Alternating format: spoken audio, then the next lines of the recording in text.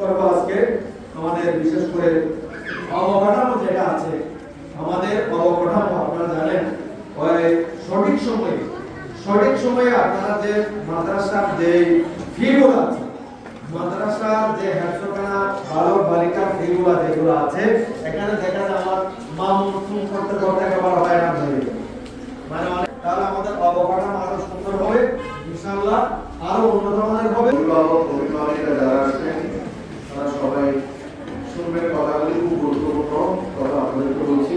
মোহাম্মদ আদিল ইসলাম সাইমুন, মোহাম্মদ আসিফ এবং মোহাম্মদ মুস্তাকিম হোসেন এবং বালিকা থেকে আয়েশা সিদ্দিকা, এরা পাঁচজন আল্লাহ তাআলার অশেষ মেহেরবানিতে তার মা বাবাদের অক্লান্ত পরিশ্রমে শিক্ষকদের আন্তরিকতায় কার্য সম্পন্ন করেছে। উচ্চ আওয়াজে বলে আলহামদুলিল্লাহ। 7 জানুয়ারি ভর্তি লাস্ট ডেট এবং এখন থেকে ভর্তি চলছে। আপনাদের বাচ্চাদেরকে অবশ্যই এর মধ্যে যার বয়স যেটা সেই অনুযায়ী আমাদের এখানে হাফেজ ম্যাডাম আছে, হাফেজ সাহেব আছেন এবং এখানে মাদ্রাসার টিচাররা আছেন, ম্যাডামরা আছেন, ওনাদেরকে নিয়ে আপনার বাচ্চা কোন ক্লাসে ভর্তি হতে পারবে সেই ক্লাসের ভর্তি ফর্ম নিয়ে অবশ্যই বাচ্চাকে মাদ্রাসার মধ্যে ভর্তি করাবেন। আপনারা জানেন যে আমাদের মাদ্রাসার মধ্যে মহিলা সেক্টর আলাদা হচ্ছে, মহিলা মাদ্রাসা এখন আলাদা। আগামী 2025 সাল থেকে মহিলা মাদ্রাসা আলাদা হবে। তো মহিলা মাদ্রাসার যারা হেফজখানার ছাত্রী যারা ভর্তি হয়েছে তাদেরকে অন্তত বার্ষিক পরীক্ষা অ্যাটেন্ড করতে হবে। বার্ষিক পরীক্ষা যদি না হয় তাহলে সে তাকে কলেজে বলা হবে না। এবং আগামী 31 তারিখ সেটা আপনাদের সম্পূর্ণভাবে বলা হবে। জানুয়ারি 7 তারিখের মধ্যে আপনারা সবাই ভর্তি হয়ে যাবেন। হেফজখানা যারা পুরুষ হেফজখানার মধ্যে আছে তাদের সবাইকে ভর্তি হতে হবে। সবাইকে, এই ছাত্রদের সবাইকে মাদ্রাসার মধ্যে ভর্তি হতে হবে। মাদ্রাসার মধ্যে ভর্তি না হলে ক্লাস 6 এর মধ্যে যদি সে কোড না পায়, একটা কোড দেওয়া হবে সরকারিভাবে, সে কোডটা যদি না পায় তাহলে সে জীবনে কখনো পুরোটা দিতে পারবে না।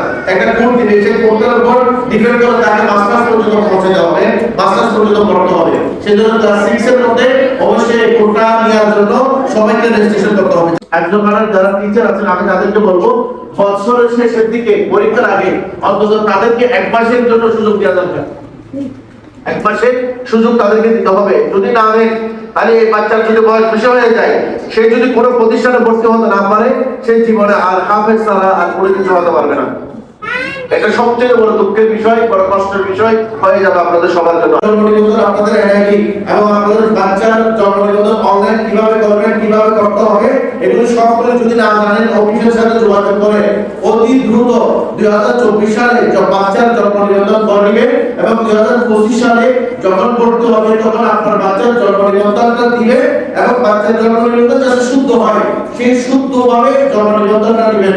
আপনার বাচ্চার নাম যে কোনো একটা আপনি যেরকম ইচ্ছে সেরকম দিয়ে জন্ম নিবন্ধন করিয়ে আল্লাহর রাস্তায়। আর যদি এখানে বলেন আমি আমার বাচ্চাকে নাম হিসেবে তুলতে চাই, তাহলে আপনার বাচ্চা আমাদের চলে। এরকম করে আপনারা যদি চান আপনাদের বাচ্চা অতি তাড়াতাড়ি আপনাদের বাচ্চার সৌন্দর্য আপনারা দিতে পারেন।